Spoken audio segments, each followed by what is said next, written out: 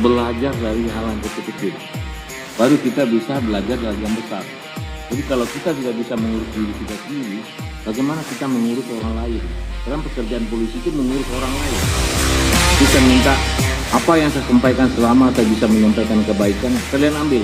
Selanjutnya, saya minta kepada anggota, kalau ada hal pribadi keluarga kalian yang bermasalah, segera selesaikan.